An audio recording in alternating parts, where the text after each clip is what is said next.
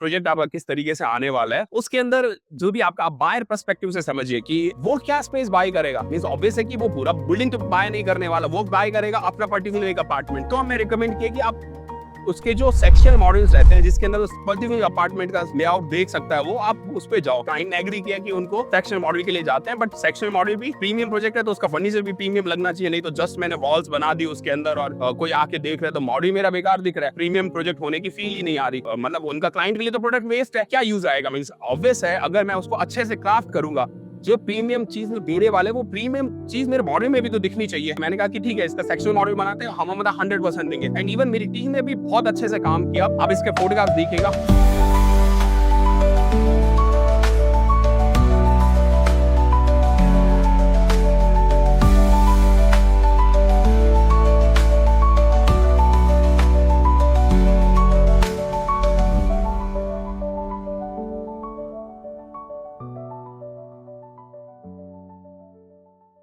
जिन्होंने प्रोजेक्ट को डिजाइन किया है वो खुद सीनियर आर्किटेक्ट हैं। उन्होंने बोला कि ये मॉडल अच्छे से निकल के आना चाहिए क्योंकि ये काफी प्रीमियम प्रोजेक्ट होने वाला है। तो इसके अंदर हमने इंटीरियर्स को आर्किटेक्ट टीम के साथ मतलब कंटिन्यूअस टच में थे, उन्होंने हमें रेफरेंसेस दिए। तो रेफरेंसेस में ऐसा हमने कहीं नहीं सोचा कि ये आ रहा है तो हम इसको चेंज करके ऐसा कुछ करते थे, क्योंकि हमारे लिए ईजी है। पहली अप्रोच हमेशा ये रखी कि जो इंटीरियर का मेरे पास रेफरेंस है, मैं एग्जैक्टली उसके अंदर जो एलिमेंट आ रहा है वो क्राफ्ट करने की कोशिश करूँ।